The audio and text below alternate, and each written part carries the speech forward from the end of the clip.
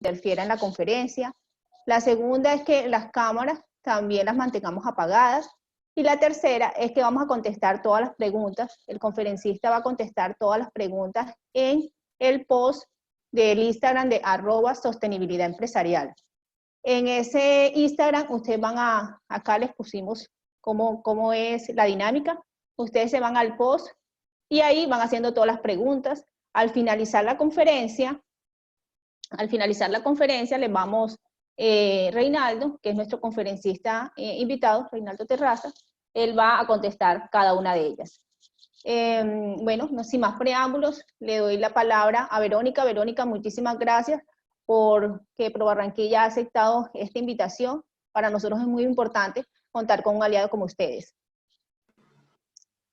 Muchas gracias, Diana. Bueno, buenos días a todos los asistentes. Damos una bienvenida también a los miembros de ProBarranquilla que lograron unirse en este webinar el día de hoy, a todas las otras personas invitadas. Para ProBarranquilla, bueno, es un honor poder contar con espacios en conjunto con la Universidad Simón Bolívar, sobre todo estos temas que son tan relevantes dentro de esta coyuntura en la que nos encontramos. Y bueno, esperamos que sea muy provechoso para todos los que nos acompañan. Y sin más, voy a dar paso al conferencista Reinaldo Terraza. Él es administrador de empresas de la Universidad del Norte, tiene un diplomado en finanzas de AFIT y es máster en gestión global de riesgo corporativo de la Universidad de Francisco Vitoria en Madrid, España. Tiene experiencia de 12 años en entidades financieras, tanto en el área de riesgo crediticio como comercial para cuentas corporativas y multinacionales. También tiene experiencia de 13 años en venta especializada de productos, la mayoría parte de custom made a nivel multilatino. Ha estado vinculado en compañías globales como 3M, Citibank, Banco Santander, entre otras, y es empresario de la cadena logística local de exportaciones. Reinaldo, doy paso a que nos puedas presentar lo que tienes preparado para hoy. Muchas gracias. Bueno, hola a todos. Efectivamente, muchísimas gracias a este grupo de empresas y por permitirme hablar acerca de este tema. Para esto he preparado una presentación. Me gustaría compartírselas y lo estoy haciendo en este momento. Permítame. Bien. Antes de comenzar con la presentación, quisiera no repetir lo que acaban de decir, porque lo que acaban de decir acerca de mí es dónde estoy. Todas las cosas que he hecho y dónde he trabajado se refieren a lo que yo he hecho, no a lo que soy como persona. Lo que soy como persona son otras dimensiones que tienen que ver y que aplican para cada uno de ustedes, y es la posición en la familia, la posición espiritual, las cosas que a uno le gustan y le apasionan, las cosas que uno desea. Y qué bonito que el español, por ejemplo, sea un idioma que nos permita entender la diferencia entre el ser y estar. La mayoría de los idiomas que son de origen indoeuropeo o germánicos, como el inglés, como el holandés, como el francés, el danés, no tienen el estar y el ser. De hecho, en los idiomas romances o latinos tampoco. No todos lo tienen. El francés no lo tiene, por ejemplo. Y sí quiero comenzar un webinar de finanzas hablando de esto, porque la reflexión en este momento de crisis es que los invito a que todos analicemos qué es lo que cuál es nuestra esencia, qué es lo que somos y no qué es lo que estamos. No en el momento en el que estamos, porque posiblemente el momento en el que estamos es un momento de crisis, o de pronto en este momento estamos atravesando una situación que es puntual, pero es donde estamos, no lo que somos. El ser es el que nos marca, es el que nos marca, nuestro ADN, es realmente nuestra esencia, y a esa esencia es la que tenemos que apelar en este momento. Tenemos que dejar de estar y volver a ser, porque el ser y esa esencia, lo que nos apasiona, es lo que nos va a permitir salir adelante. Aquí, por ejemplo, traigo dos casos antes de entrar en materia. El caso de una compañía que debería estar en este momento en una crisis tremenda y seguramente tiene dificultades, como Arturo Calle, pero se está reinventando. Esta es una palabra que realmente ya me tiene, o sea, los oídos sordos. No me gusta. Creo que los costeños tenemos palabras como que son propias y que podemos usar, como rebuscar, como pellizcarnos, que expresan mejor eso. Y este señor que vende ropa y que tiene esa crisis, pues en este momento está reinventándose o rebuscándose, como podríamos decirlo nosotros. Por lo contrario, un negocio que debería estar volando como es el de las entregas por domicilio y compras por internet, como es Amazon, pierde 704 millones de dólares en Europa porque su modelo de negocio, la estructura de costos, pues no realmente ha respondido a lo que ha sido el crecimiento de la demanda. Al crecer la demanda, su estructura de costos desafortunadamente ha crecido mucho. El objetivo de este webinar realmente es, se consta de 3 objetivos principales. Es el objetivo de la charla. El primero es conceptual, primero entender de una forma amigable unos conceptos relacionados con la gestión financiera.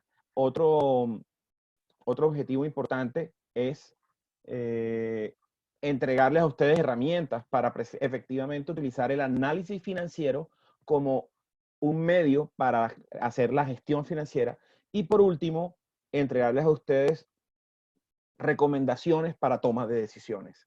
No es sencillamente venir a explicarles cuáles son los principales aspectos de la gestión o del análisis o los campos en los cuales e indicadores que podamos revisar, sino recomendaciones prácticas. La gestión financiera es una gestión de riesgos. Si alguien le dice a ustedes que está haciendo una gestión financiera, realmente lo que debe hacer es, entendámoslo como una gestión de riesgos. La compañía tiene riesgos internos y tiene riesgos externos. Estos riesgos internos y externos, la forma en cómo ellos interactúan es realmente como se generan los diferentes aspectos de la compañía y las diferentes necesidades de efectivo de la compañía. Es decir, como aspectos internos principales tenemos a los empleados, el efectivo, la cartera, inventarios, todo eso hacen parte de ese núcleo interno y la interacción de esos aspectos con los externos, es decir, con proveedores de insumos, de servicios, bancos, prestamistas, generan riesgos. ¿Y qué debemos hacer? Mitigar los riesgos de mayor impacto. ¿Cuáles son los riesgos de mayor impacto? Cada negocio en particular tiene características que hacen que alguna de estas variables, de estas dimensiones que estamos mostrando en este momento, internas o externas, sean las de mayor impacto a la situación en la que se encuentra en este momento. En una gestión financiera tenemos principalmente 3 objetivos.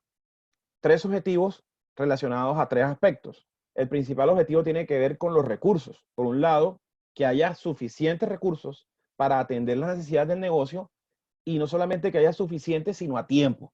Esa es la primera. La segunda tiene que ver con que haya un sano movimiento del dinero entre el negocio y su entorno. No solamente es que la plata fluya, sino que eso construya relaciones que sean relaciones que no generen maltrato. Y por último, que el negocio crezca de manera sostenida. El primer bloque de objetivos de esto, de la gestión financiera, tiene que ver con la liquidez. Y el segundo bloque tiene que ver con el endeudamiento y el tercero tiene que ver con la rentabilidad. Esos son 3 conceptos que vamos a explicar más profundamente en unos slides posteriores. Pero en este punto, los objetivos de la gestión financiera se articulan con esos 3 diferentes aspectos del análisis financiero. ¿Qué relación hay entre la gestión financiera y el análisis financiero? Si ustedes ven la imagen, estamos viendo a unos pilotos que se están dirigiendo a una tormenta. En esa tormenta, pero realmente están en un equipo que es un avión preparado para esas circunstancias y cuentan con una cantidad de lucecitas, indicadores, manecillas, etcétera, controles que les dan a ellos herramientas. Entonces, el análisis financiero es el que nos permite medir en una empresa o una unidad de negocio el desempeño de estas 3 variables que dijimos antes: la liquidez, el endeudamiento y la rentabilidad. Estamos realmente en este momento como unos pilotos que nos estamos metiendo en una tormenta, o ya estamos en una tormenta, pero tenemos que tener mucho control de todo lo que nos está mostrando nuestro tablero de mando. La fuente de información para tomar estas decisiones relacionadas con el análisis financiero tiene que ver con los principales estados financieros. Los estados financieros son la base del análisis que a su vez nos permiten hacer una gestión financiera de nuestro negocio. Los estados financieros principalmente, pues hay varios, pero los principales estructurales y los que generalmente piden todos los bancos, por ejemplo, son el balance general, el estado de resultados y el flujo de caja, que aquí lo vamos a construir. muy brevemente, de una forma pues muy ágil. Me gustaría que ustedes visualizaran el estado de resultados no como ese documento frío, es un documento que un papel, sino como si fuera un regadío. ¿En qué sentido un regadío? Imagínense pues esto que estamos viendo aquí. Estamos viendo una plantación, se abastece de agua en una fuente, esa fuente pasa a una operación, algún tipo de proceso en el que se le hace esta agua que llega y luego se riega en diferentes plantaciones y al final se devuelve el agua que queda al cauce o hay un remanente del agua que inicialmente se tomó. Pues bien, ese origen del agua pues son las ventas, claramente. Luego el agua pierde volumen en su operación, en los costos. Luego hay otros procesos posteriores que también exigen agua de tal forma que al final lo que queda de toda esa cantidad de agua que ingresó, queda es un poquito. En este mismo sentido, lo que se requiere realmente por parte de los empresarios es que dominen su número, de que se requiere que ellos hagan un viraje en el caso de que no tengan el dominio del número o no lo utilicen, sino que lo conocen pero no lo utilizan. Pues la verdad es que los invitamos a que en este momento, y para hacer de la gestión financiera de su compañía un éxito, pues tienen que conocer el número, siendo que el número es un amigo, no un enemigo. De hecho, nosotros cuando diseñamos este webinar estábamos pensando en personas que no conocen, por ejemplo, los estados financieros o no los manejan, pero también pensando en que nos iban a visitar personas que conocen los estados financieros y sí los manejan. Para ambos públicos y los que se encuentran en un intermedio, en la mitad, este webinar es interesante porque si bien por un lado vamos a abordar conceptos que ellos conocen, la forma en cómo los vamos a abordar y cómo vamos a hacer analogías son extremadamente útiles para una persona que ya tiene experiencia, porque lo van a permitir, la analogía en sí le va a permitir visualizar el estado o el indicador de una forma como no lo había visto antes, y de esa forma podrá tomar mejores decisiones o de pronto enfocar el tema desde otro punto de vista. Este tema de la pirámide inversa es entender que cada empresa entienda de qué forma se generan los costos y gastos de su operación. La mayoría de las empresas comerciales e industriales tienen una pirámide inversa que equivale a esto que estamos viendo. Es decir, hay un gran volumen de costos y gastos de inversión en la compra de insumos y materia prima. Luego viene una inversión importante, pero más pequeña, en la mano de obra. Luego viene una importante inversión en todo esto que tiene que ver con gastos de operación y mantenimiento. Finalmente, una menor inversión o gasto en otros temas de ventas y al final, pues unos gastos administrativos. Y la importancia de conocer esta pirámide inversa es directa con el control que se pueda hacer de los costos y gastos, de tal forma que el estado de resultados sea un estado pues interesante. El otro estado del que hablábamos, el balance general, es un estado, cuando yo estaba en la universidad tenía un profesor y después con experiencia me enseñó que lo que él decía era cierto, que le gustaba más el estado de resultados, porque él decía que el estado de resultados era el resultado de una gestión de un tiempo, un trimestre, un semestre, un año, mientras que el balance era una foto. Y es cierto, el balance es una foto. Por eso hay que ver ambos estados con esas limitaciones. El estado a mí el balance general se me asemeja a lo que sería una figura arquitectónica que la vemos muchísimo, especialmente en los países donde hay arquitectura vieja, inclusive medieval, y son los arcos. Los arcos, aunque les parezcan comunes y corrientes, fueron un gran descubrimiento porque antes no había ni hormigón, ni habían vigas, ni había pues ese desarrollo del cemento y tal. Y entonces lo que hacían es que construían estos pilares y luego en el medio con unas estructuras en madera formaban el arco y luego al retirar la estructura, el arco por la misma forma de estar construido se sostenía. ¿Por qué lo asemejo a un balance general? Porque es que si ustedes miran, el arco se divide, es simétrico. O sea, los dos lados del arco son iguales como los del balance. Siendo el balance de un lado los activos, es decir, lo que la empresa posee, y de un lado, a quién se lo debe, porque todo lo que la empresa posee se lo debe a alguien. En una categoría roja están los pasivos y en una categoría amarilla está el patrimonio. Los hacia el fondo del arco, como dice el Zócalo, por ejemplo, están los activos, por un lado, los activos más de largo plazo y fijos, por ejemplo, y por otro lado está el patrimonio. Entonces sí vale la pena la alegoría con el arco. La primera parte, como les dijimos, tiene que ver con la liquidez y la pregunta es, ¿cómo vamos a aligerar el flujo de caja y mejorar la liquidez en momentos de presión? Esa es la pregunta concerniente en este momento. Tenemos que primero tener unas piezas claves para armar este análisis de la liquidez. Entender a qué llamamos capital de trabajo. El capital de trabajo son los recursos con los que cuenta una empresa para poder seguir trabajando una vez se paguen todos los pasivos a corto plazo. A lo que, dicho de otra forma, es la plata que uno está moviendo en el día a día. Si una empresa vende una máquina, eso no hace parte del capital de trabajo. Si una empresa vende una mercancía, sí hace parte de su capital de trabajo. Si una empresa adquiere un sobregiro, eso hace parte de su capital de trabajo, lo afecta hacia abajo. Si por lo contrario, por ejemplo, la empresa liquida un inventario, eso fortalece el capital de trabajo porque queda más efectivo en el momento de liquidar las deudas de corto plazo.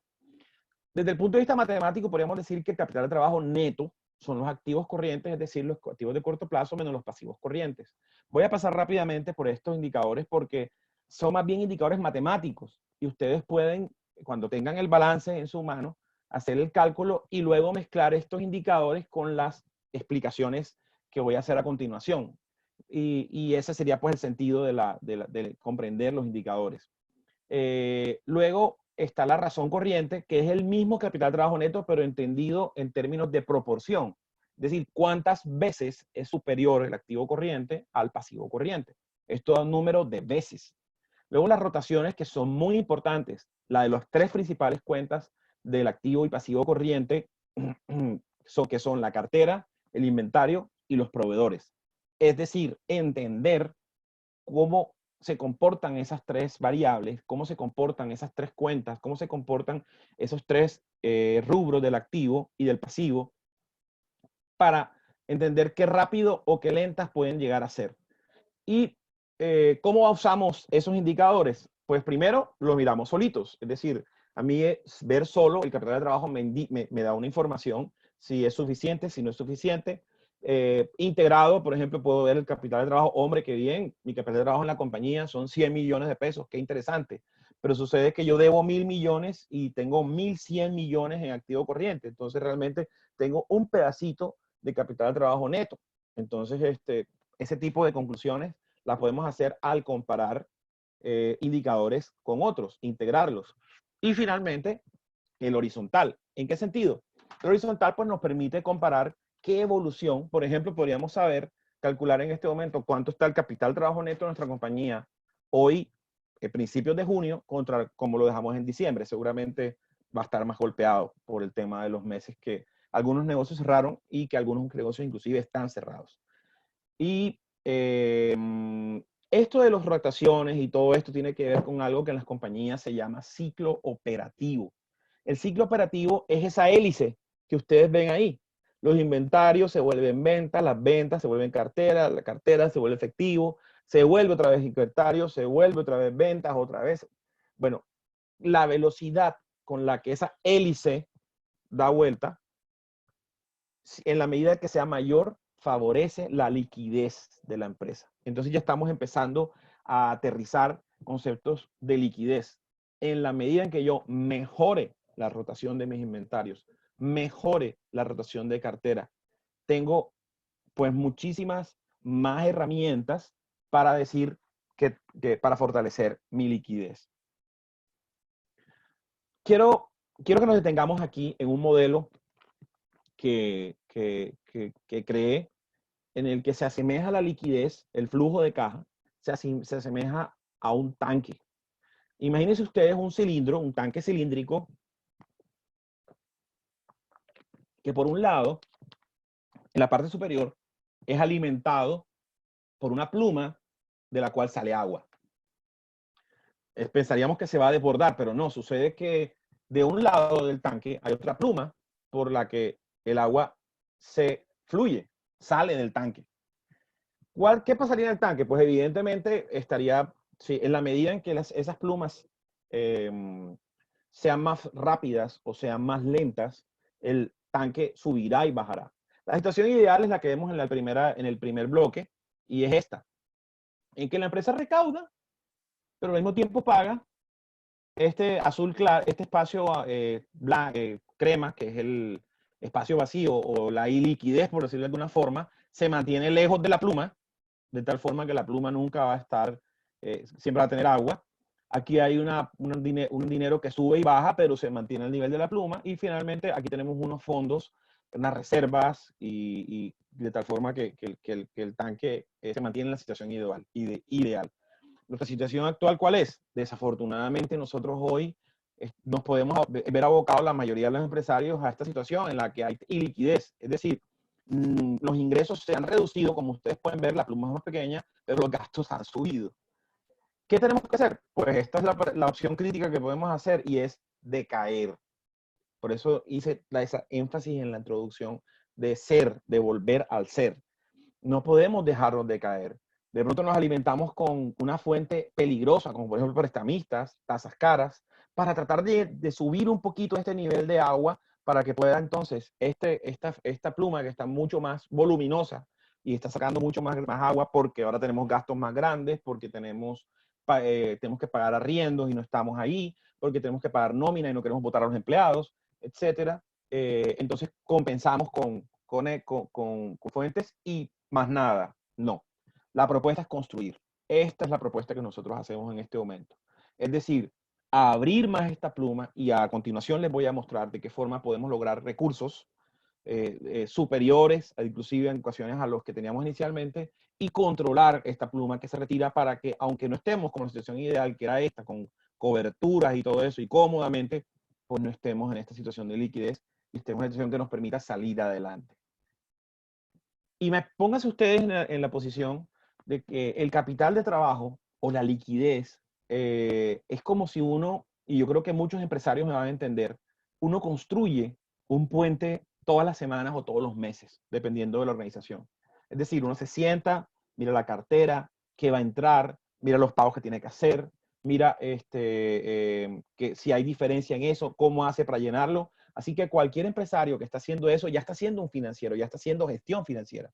Pero nosotros, en la medida en que nosotros hacemos que los eslabones que construyen ese puente, nosotros los elongamos, es decir, los alargamos, es decir, logramos condiciones financieras con un proveedor, por ejemplo, como el ejemplo que está ahí, pues lo que estamos haciendo es tener meses gratis y alargando nuestros puentes, de tal forma que si nosotros logramos una mayor liquidez en una semana como tal, por cualquiera de las estrategias que voy a mencionar a continuación, estamos alargando este puente que hace parte de nuestro eslabón de la línea del tiempo.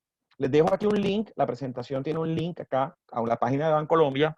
Hay una persona que se llama Norman Velázquez, tiene un concepto con el cual estoy totalmente alineado, y él dice que las empresas se quiebran por liquidez y no por otras razones. Claro, las empresas se pueden quebrar por endeudamiento, se pueden quebrar por rentabilidad, es cierto, pero las empresas por liquidez se quiebran más rápido.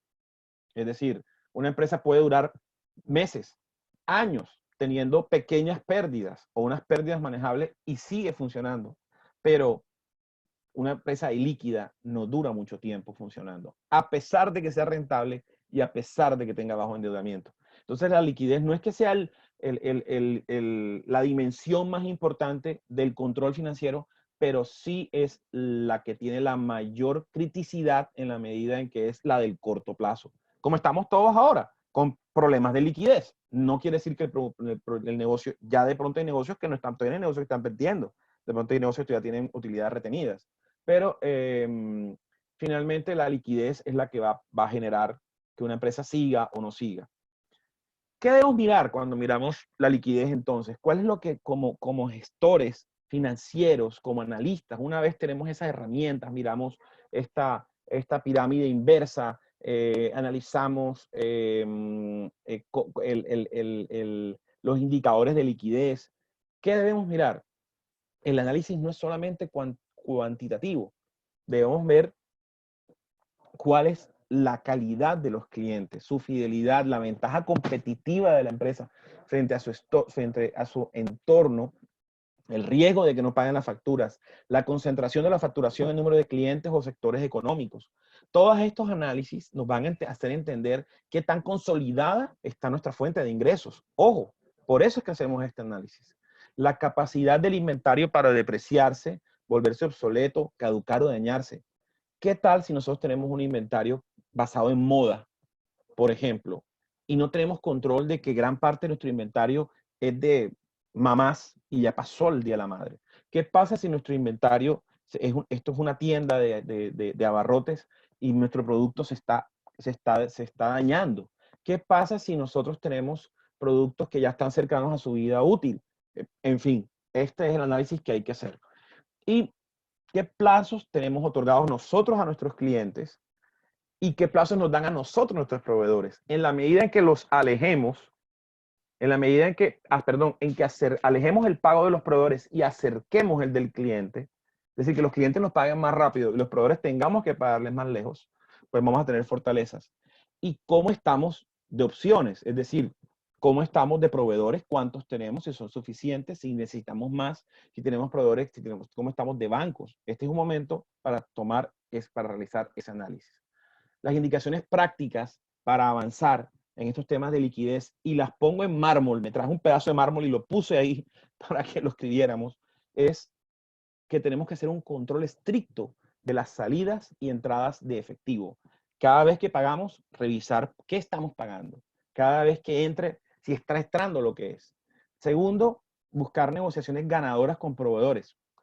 Ojo, ahí estoy mencionando descuentos, plazos y servicios adicionales que podríamos recibir por los proveedores, pero con los proveedores se pueden hacer muchísimas negociaciones, y cuando hablamos de ganadoras no quiere decir que ganemos solo nosotros.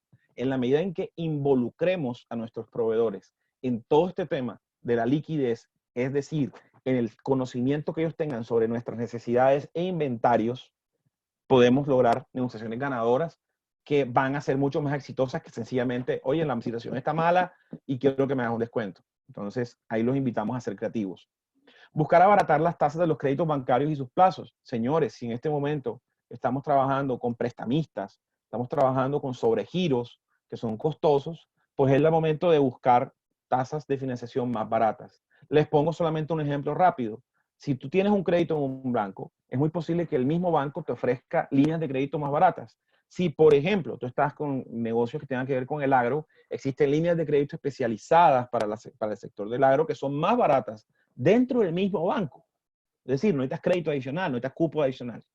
Reemplazar prestamistas por fuentes más económicas o renegociar, esto es clave. Los prestamistas tienen que desaparecer y porque nos ahogan, nos ahorcan el flujo.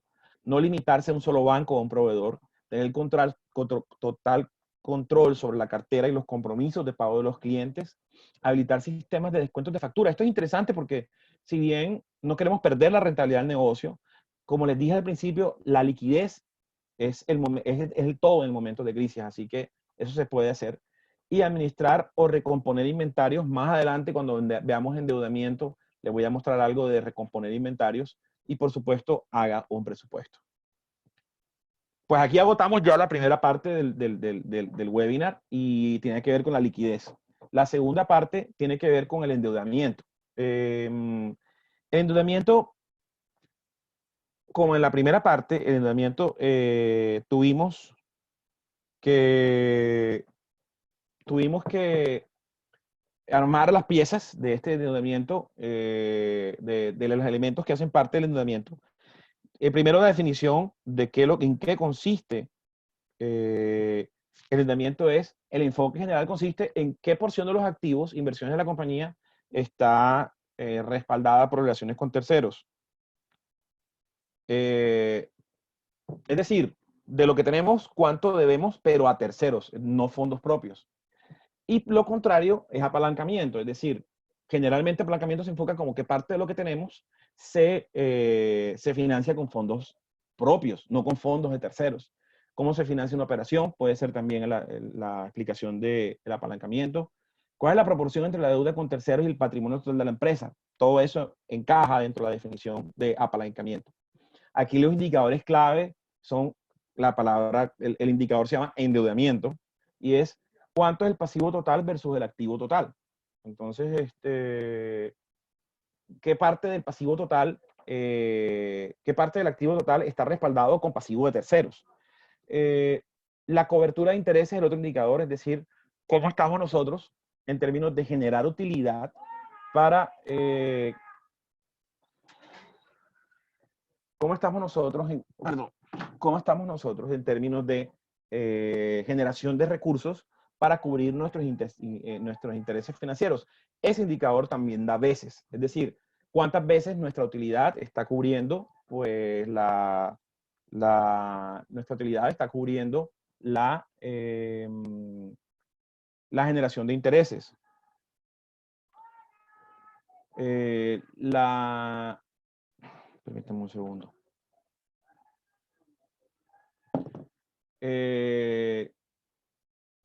Otro indicador clave es el servicio a la deuda. ¿En cuánto tiempo podríamos nosotros retornar esa utilidad con la utilidad operacional? Podríamos retornar la deuda completa de la compañía de largo plazo con la utilidad que estamos generando. Por ejemplo, una empresa que genere 100 millones de pesos de utilidad operacional y deba 6.000, evidentemente este indicador le va a dar que va a tardar varios años en devolverla, porque su utilidad operacional no da cobertura para tener la devolución del pasivo. Aquí hacemos también lo mismo, lo que el indicador lo dice, conjugado con otros indicadores, y igualmente calculando en el horizontal, es decir, comparando lo que sucede de un año a otro, qué sucede con estos indicadores. Aquí volvemos a otro principio muy interesante, que es el principio de la palanca. Arquímedes de Siracusa, que fue la primera persona que estuvo planteando el tema de el principio de la palanca, en algún momento de éxtasis, dijo: dame un punto de apoyo y moveré al mundo. Porque en la teoría, si nosotros tenemos un punto de apoyo y una palanca lo suficientemente largo, podemos mover, como está en el gráfico, 100 kilos con 5 kilos. Pero yo les digo lo siguiente: podríamos decir nosotros, dame mejores plazos, menores tasas, una buena relación con el proveedor, diversas fuentes de financiación, etcétera, etcétera, y voy a poder manejar mis deudas pesadas. Entonces, las deudas pesadas no son inmanejables. Como ustedes van a ver, una de las recomendaciones más importantes que doy, o las primeras que doy cuando hablamos de endeudamiento y de altos endeudamientos, pues es desaparecerlo. Es decir, nosotros no queremos los endeudamientos, pero si ya estamos metidos en el endeudamiento, piensen en esta balanza, en este principio de la palanca. Sí se puede manejar ese endeudamiento, siempre y cuando tengamos en cuenta las variables que están asociadas a la palanca. Fíjense, ¿quién va a pensar que 5 kilos manejan 100? Si esa palanca tuviera 10 metros más, podríamos hablar de gramos. Entonces, no puedo decir en un momento, no, es que mi deuda es inmanejable, si no he explorado opciones para aligerarla, como se llama este módulo. ¿Qué debemos analizar en este módulo? Permíteme un segundo. Tenemos que analizar cómo son los acreedores, si son bancos, si son terceros, si son socios, si es la DIAN, el gobierno, qué tan buena relación del cliente con la banca, si los proveedores están muy concentrados o hay disponibilidad de alternativas, qué tanto de la deuda está concentrada en largo plazo y si esto está en línea con el perfil del ciclo operativo. Esto es muy importante porque si nosotros, por ejemplo, tenemos un negocio de tienda y en el que el recaudo es diario, imaginémonos una tienda tipo Olímpica. Realmente ellos no tienen cartera y sus proveedores sí les dan crédito. Entonces, pensar que esta compañía tenga una deuda concentrada en el largo plazo, siempre que está recaudando en el corto plazo, pues no suena, ¿no? Tendría que tener una deuda concentrada en el corto plazo porque su operación diaria es lo que requiere financiación, no el largo plazo. Pero ese es el análisis que debemos entonces abordar cuando miramos el tema del endeudamiento.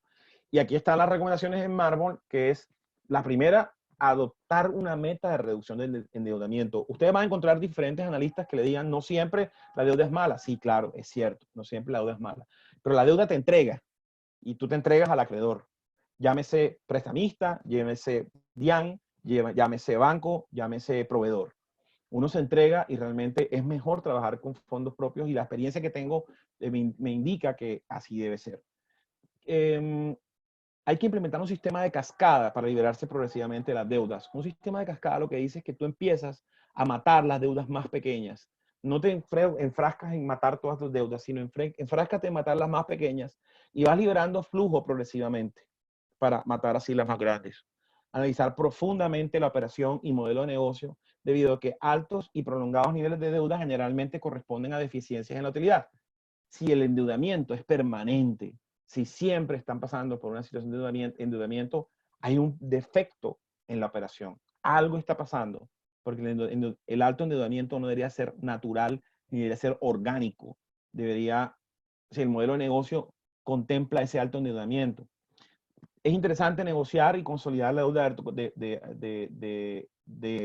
en los términos de plazo, términos de tasa, en términos de línea de crédito, y acelerar los ciclos de inventario o cartera también es una forma de lograr bajar endeudamiento. Es decir, en la medida en que yo, como les dije, los ciclos de inventario y cartera se reduzcan, yo recaude más rápido, vuelva más rápido efectivo el inventario, voy a requerir menos fondos, por lo tanto puedo bajar el endeudamiento.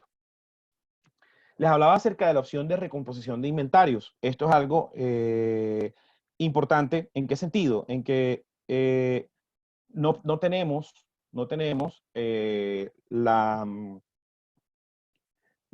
la forma de agilizar nuestros inventarios, o no tenemos por qué concentrar nosotros solos a agilizar inventarios cuando tenemos la opción de involucrar a nuestro proveedor en eso. Es decir, si sentamos al proveedor en la mesa y le decimos, yo tengo este problema con tu inventario, necesito que tú me ayudes, se pueden lograr alternativas de versatilidad que mejoren la versatilidad del inventario, que reduzcan la caducidad, que mejoren la rotación. Negociar con los proveedores nos ayudará a manejar mejores condiciones en términos de endeudamiento, porque la relación se concentra, se hace más íntima en la medida en que tú le puedas contar a tu proveedor que le puedes comprar más, siempre y cuando él te ayude con un inventario que tienes atrasado, o le puedes ponerte al día con él en la medida en que te ofrezca un portafolio más diverso, etc. Entonces, hay una opción muy interesante de sentar a los acreedores y los proveedores en la mesa y lograr negociaciones gana-gana. Y la tercera parte y última del webinar tiene que ver con qué hacer si me veo amenazado, si veo amenazada la rentabilidad de mi negocio, o ya la rentabilidad venía golpeada antes del COVID. Pues nada, el estado de resultados que está aquí nos ayuda a entender los márgenes que se presentan en cada escalera del estado. Podemos saber cuánto nos está quedando en porcentaje de las ventas a nivel de utilidad bruta, a nivel de utilidad operacional, a nivel de utilidad neta y a nivel de cualquier cosa que queramos ver. Por ejemplo, a nivel de gastos administrativos, a nivel de egresos no operacionales. Todos estos indicadores de márgenes nos ayudan porque hacen referencia a los beneficios porque hacen referencia a diferentes estratos, diferentes niveles de la operación, de tal forma que la acción que podamos hacer en cada uno de esos niveles puede mejorar la utilidad. ¿Qué debemos hacer en el tema del análisis cualitativo de la rentabilidad? Si la rentabilidad está apalancando el crecimiento de la empresa, es lo primero que debemos hacer. Es decir, les decía que realmente lo que mata a una empresa en el corto plazo es la liquidez, pero efectivamente en el largo plazo lo que la mata es la rentabilidad. Si la rentabilidad no está dando lo suficiente para que la empresa crezca, en el largo plazo va a desaparecer, o en el mediano, ni siquiera en el largo.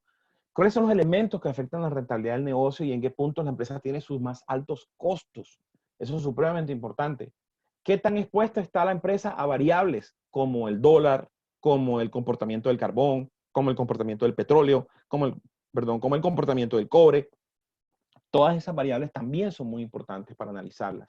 ¿Y cuál es la política de la empresa de pagos a socios? Este es el momento en que, como todos los acreedores de la empresa, los socios deben pensar en aportar, invertir en su capital, en aumentar el capital pagado o inclusive reducir sus salarios. Este es un momento en el cual los socios también tienen que aportar a su situación. Las recomendaciones en mármol: recortar gastos, hacer planes de eficiencia, minimizar scraps, que son los desperdicios, optimizar la producción y el manejo del almacén. Es decir, entrar en el detalle del almacén, qué es lo que está pasando ahí y cómo lo podemos mejorar. Deslizarse sin miedo, pero con responsabilidad en la línea calidad-precio. Es decir, si ustedes hacen un análisis de su rentabilidad y se dan cuenta de que su producto no es tan rentable, no tengan miedo en un momento dado de decir, saben que posiblemente aquí la opción es revisar si lo tenemos muy barato, porque lo estamos haciendo muy bueno. Y si mi cliente valora ese atributo, es posible que podamos aumentar precios. Es muy posible que estemos por debajo de los precios de nuestros competidores y no lo sepamos. Entonces, cuando yo digo moverse en la línea de calidad-precio, no solamente sacrificar calidad, sino en un momento dado podríamos incrementar precio. Y realmente monitorear el plan de negocio y de mercadeo de la empresa. Es necesario estratificar clientes, productos, negocios, proveedores. ¿A qué me refiero con estratificar? Me refiero a que tenemos que tener bien claro quiénes son nuestros clientes rentables, quiénes no lo son, nuestros productos rentables, cuáles no lo son. Está lo mismo en negocios, lo mismo en proveedores. Y para cada una de esas unidades de negocio, crear estrategias. Comprar y subcontratar inteligentemente es la última recomendación en temas de endeudamiento. En conclusión, empresarios y personas que están escuchando el webinar, les indico lo siguiente. La gestión financiera es el manejo de los riesgos externos e internos del negocio. El análisis apoya a tomar decisiones ligadas a esta gestión financiera. El control de la liquidez, el endeudamiento y la rentabilidad del negocio nos permiten tomar decisiones oportunas y estratégicas con la coyuntura que atravesamos. Lo que decidamos ahí, lo que pensemos, lo que establezcamos, las estrategias que salgan de ahí, son las que nos van a permitir salir adelante. Y por último, estamos obligados a ser creativos, a dejar de estar para volver a ser. Y con esto, pues, hemos terminado la presentación que tenía preparada para ustedes. Muchísimas gracias. Y abro, pues, la sesión de preguntas.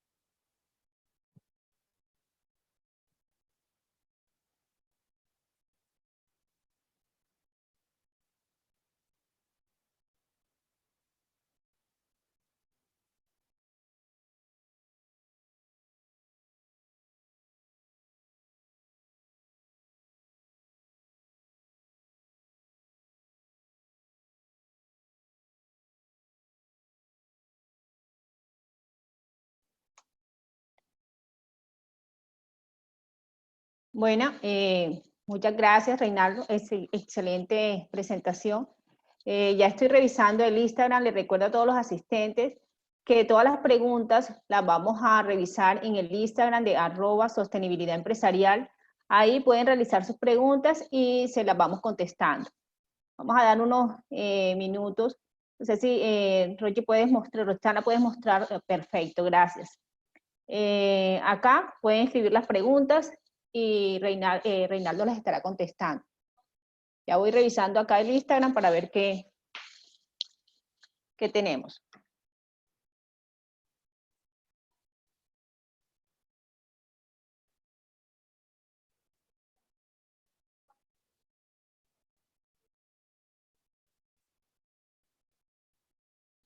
Bueno, tenemos la primera pregunta, Reinaldo. Dices que en tres recomendaciones que le puedes dar a una empresa que la empresa es de ropa, venden ropa, y dice, necesito saber, me estoy quedando sin liquidez. Y quiero, por favor, unas recomendaciones que me pueda brindar para poder mantener mi negocio. Sí, precisamente la semana pasada en Macondo Lab estuvimos asesorando unas compañías de ese sector y realmente la situación es compleja. Hay sectores que la tienen bien difícil y ropa es uno. Definitivamente ropa tiene varios problemas, pero se pueden solucionar. El primero es el inventario. Y cuando hablamos de inventario, estamos hablando de varias dimensiones. La primera tiene que ver con la existencia del mismo inventario y la forma de sacarlo más rápido. Ahí, como les dije, lo primero que hay que hacer es sentar al proveedor en la mesa y renegociar con él. Lo que les decía, el ejemplo es perfecto. El Día de Madres, pues aquí hay que hacer una promoción especial y sacar rápidamente este inventario que no nos va a rotar, pero con base en un descuento con ese proveedor. Sé que es difícil sentar al proveedor y decirle eso, pero sucede que al proveedor le interesa continuar con la relación y no que sus clientes se quiebren. Y en este momento, pues la mayoría de proveedores están en esos ánimos. Si el proveedor no ayuda, en el sentido de que tú le estás mostrando un plan de negocio en el cual tú vas a crecer su relación a largo plazo o a mediano plazo, cuando salgamos más rápido, prontamente de esto, si él no ayuda, pues realmente entras en una estrategia de sustitución de proveedor. Esa es la recomendación que hacemos en la medida en que el proveedor ayude. El primer tema es la reconstitución del patrimonio, del inventario.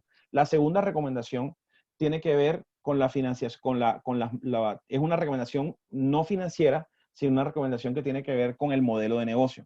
Todas las empresas de modas están avenidas a cambiar su modelo de negocio. Tuvimos la oportunidad de asesorar unos almacenes grandísimos de ropa que toda la vida se han basado en que la gente que pasa por la puerta y entra y ellos han sido súper fuertes y tienen una marca consolidada. Ese modelo va a reducirse. Hay que vender ropa por otros medios y hay que establecer una estrategia digital. Eso suena un poquito complejo, pero no lo es. Buscar una persona que ayude con una estrategia digital para que entre con medios, a través de medios diferentes, no es difícil. Y siempre y cuando tengan bien claro a qué tipo de cliente le están disparando y a qué segmento, qué edad, inclusive hasta qué zona. Entonces, el modelo de negocio como tal hay que reinventarse. Y en el tema de ropa, el tercer impacto, el primero, como te decía, inventario, el segundo, el modelo de negocio, y mi tercera recomendación tendría que ver con la financiación que estás usando. Es decir, ¿con qué te apalancas? Si es proveedor, si es banco, si es prestamista. Yo menciono mucho el tema de prestamista porque seamos claros, en este medio es una fuente muy utilizada y es una fuente muy sencilla. No piden data crédito, no piden, sencillamente te ven ahí vendiendo y pues te atienden, te prestan la plata. Entonces, lo que hay que hacer ahí es revisar esa deuda, recomponerla, replantearla con cualquiera de los acreedores. ¿Por qué? Porque evidentemente vas a tener un semestre difícil, y lo que te va a sacar adelante es la recomposición del negocio como tal. Acá tengo otra pregunta. Sí. Ya es del sector de pastelerías y dice, ¿qué recomendaciones le puedes dar? ¿Qué recomendaciones me puedes dar? Tengo el negocio cerrado, hago domicilios, pero los ingresos son muy bajos. Claro, claro. Evidentemente todos los negocios que se basaban en el transeúnte o en la persona que entraba en el negocio, pues tienen las condiciones de nuestra empresaria, no sé si es hombre o mujer. Y el negocio de la panadería realmente se ha visto bien afectado también. Aquí es evidente que la ventaja del negocio de la panadería es la rentabilidad. Es decir, es un negocio que en teoría y en principio es rentable, y más el de la pastelería. Entonces lo que tenemos es que, por un lado, incrementar la facturación. Como tú bien dices, hago domicilios. Vale el mismo ejemplo del empresario anterior. Ya solamente decir hago domicilios y basarse en lo que uno espera que venda no es la forma de vender. El primer enfoque no es financiero. El primer enfoque financiero y es modelo de negocio. Vuelvo, repito, en muchos casos es capturar al cliente, y cuando digo capturar es crear una base de datos de cliente para que te genere recompra. En panadería es muy fácil. porque el pan, si tú haces un producto rico, te lo van a comprar de nuevo. No es lo mismo que en ropa. Uno no compra ropa cada semana. En cambio, en panadería sí. Entonces, si tú tienes creas un CRM, un sistema de relacionamiento con tus clientes, que los conozcas y que les puedas generar. Aquí me está saliendo un mensaje de que no.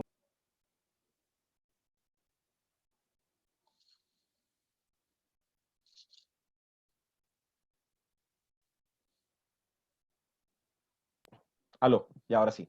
Ya, perfecto. Disculpen, qué pena, que me parece que algo hice. No sé. Misterios del Zoom. Entonces, lo que le decía yo es que lo primero es un tema de modelo de negocio, repensarlo.